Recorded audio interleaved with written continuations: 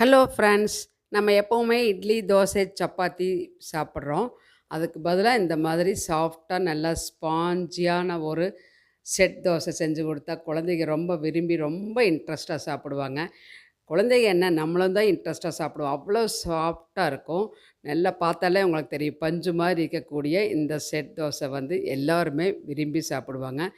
அதுக்கு வந்து இந்த மாரி ஒரு சைட் டிஷ் வந்து எப்பவும் போல தேங்காய் சட்னி தான் நான் பண்ணியிருக்கிறேன். இந்த ஒரு சட்னி இருந்தாலே போதும். இந்த 2 செட் தோசை, இந்த தோசை சாப்பிட்டாலே அவ்வளோ அருமையா ஃபில்லிங்கா சூப்பரா இருக்கும். வாங்க எப்படி செய்யலான்னு பார்க்கலாம். Welcome back to Nalini Sundar's kitchen. இன்றைக்கி ஹெல்தி அண்ட் டேஸ்டி ரெசிபீஸில் ஸ்பாஞ்சி செட் தோசை தான் பார்க்க போகிறோம். அதுக்கு நான் வந்து இங்கே அளவுகளோட அரிசி, உளுந்து, வெந்தயம் எல்லாம் எடுத்து வச்சுருக்கிறேன். அளவுகள் வந்து பார்த்திங்கன்னா, இந்த கப்பில் 2 கப்பு வந்து நான் 1 கப்பு பச்சரிசி, 1 கப்பு புழுங்கல் அரிசி அப்படி எடுத்துருக்கிறேன். அதுக்கப்புறம் 2 ஸ்பூன் உளுந்து, 1 ஸ்பூன் வந்து வெந்தயம். இது 3மே இப்போ கழுவி எடுத்துகிட்டு வந்துடலாம். நீங்கள் தனியாக பச்சரிசி வேணாலும் யூஸ் பண்ணிக்கலாம். நான் வந்து 2 கலந்து போட்டிருக்கிறேன். இப்போது நல்லா கழுவி எடுத்துகிட்டு வந்தாச்சு 3, 4 டைம்ஸு. இப்போ தண்ணி விட்டு ஊற வச்சிடலாம். அதனால் எல்லாத்துலேயுமே நம்ம வந்து வெந்தயம், உளுந்து எல்லாத்துக்குமே இப்போ 2 கப்புக்கு 2 ஸ்பூன் உளுந்து எடுத்துருக்கிறேன், 1 ஸ்பூன் வெந்தயம். நீங்கள் 4 கப்பு எடுத்திங்கன்னா அதுக்கு தகுந்த மாதிரி அளவுகளை மாற்றிக்கோங்க. இப்போது ஒரு 2.5 மணி நேரத்துக்கு மேலே 3 மணி நேரம் ஊறணும். நல்லா ஊறி வந்துச்சு, பார்த்தாலே தெரியும் உங்களுக்கு. நம்ம வந்து அந்த உளுந்து பார்த்தாலே தெரியும் நல்லா ஊறி இருக்குன்னு. இப்போ வந்து நான் ஒரு மூடி தேங்காய் கட் பண்ணி வச்சுருக்கிறேன்.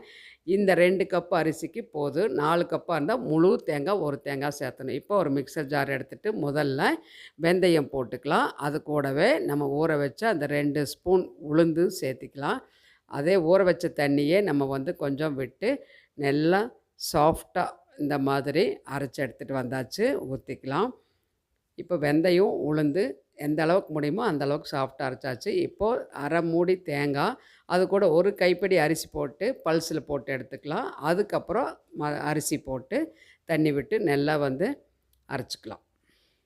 அப்போ தான் நல்லா வந்து இப்போ தேங்காய் துருவலாக இருந்தால் டைரெக்டாக நம்ம அரிசி கூட சேர்த்துக்கலாம். நான் கட் பண்ணி சேர்த்துக்கிறனால அந்த மாதிரி சேர்த்துனேன். இப்போ இதுவும் அரைச்சி எடுத்துகிட்டு வந்தாச்சு பாருங்கள். இப்போது இதையும் நம்ம வந்து மாவை வந்து ஊற்றிக்கலாம்.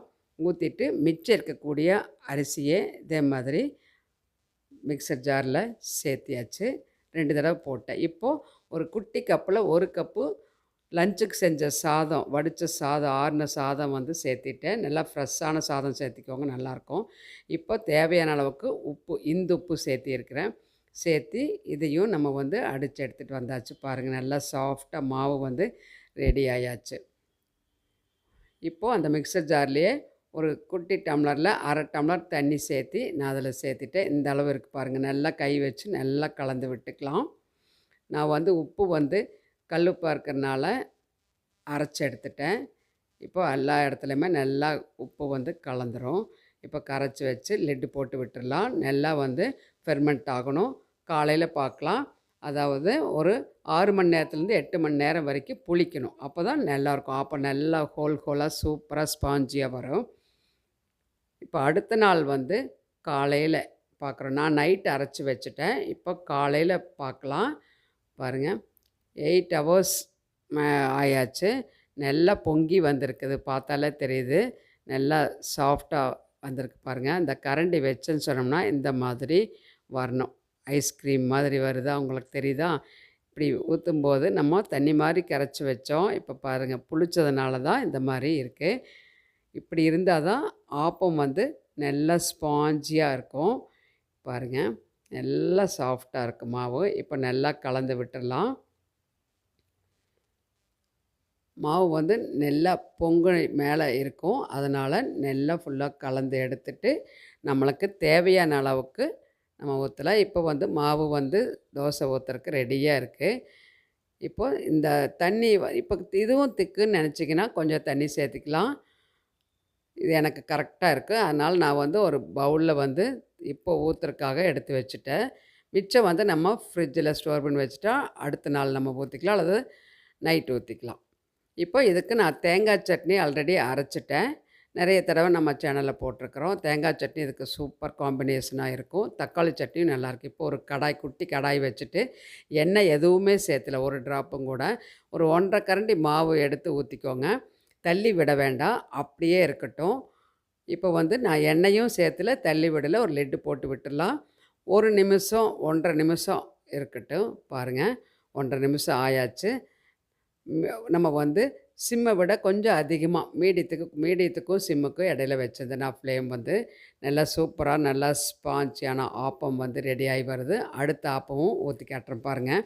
1 1/2 கரண்டி மாவு வந்து இந்த கரண்டியில் நம்ம ஊற்றினா நல்லா திக்காக வரும். நல்லா சாஃப்டாக பஞ்சு மாதிரி இருக்கும்.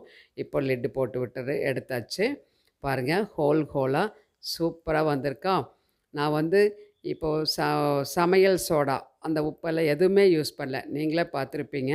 சாதம், தேங்காய் அது மட்டும்தான் நம்ம கூட சேர்த்து அரைச்சோம். வெந்தயம் சேர்த்து அரைச்சோம். சுட சுட ஆவி பறக்க சாஃப்டான செட் தோசை வந்து ரெடி ஆயாச்சு. ஆப்பம், ஸ்பாஞ்சி ஆப்பம் அப்படின்னு சொல்லலாம். Set dosa, spongy set dosa சொல்லலாம்.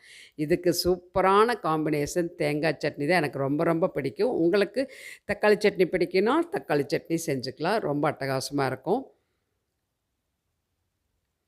இப்போ இதே மாதிரி இந்த அளவுகளோடு செஞ்சால் இந்த மாதிரி வந்து நம்மளுக்கு ஸ்பாஞ்சியான ஒரு தோசை அல்லது ஸ்பாஞ்சி ஆப்பம் கிடைக்கும். சூப்பராக இருக்குது பாருங்கள், எடுத்து காட்டுறேன்.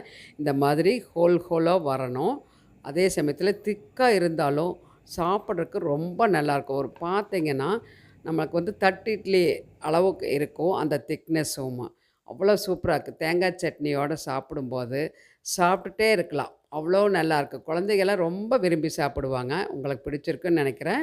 பிடிச்சிருந்தா லைக் பண்ணி, ஷேர் பண்ணி, மறக்காமல் நம்ம சேனல் நளினி சுந்தர்ஸ் கிச்சனுக்கு சப்ஸ்கிரைப் பண்ணி தொடர்ந்து எல்லா வீடியோஸ் பார்த்து சப்போர்ட் பண்ணுங்கள். பக்கத்தில் இருக்கிற பெல் ஐக்கானை ப்ரெஸ் பண்ணி வச்சுட்டு போடக்கூடிய எல்லா வீடியோஸ் பார்த்து சப்போர்ட் பண்ணுங்கள். அடுத்த வீடியோவில் இன்ட்ரெஸ்டிங்கான ரெசிபியில் பார்க்கலாம். Until then bye from Nalini. Thank you.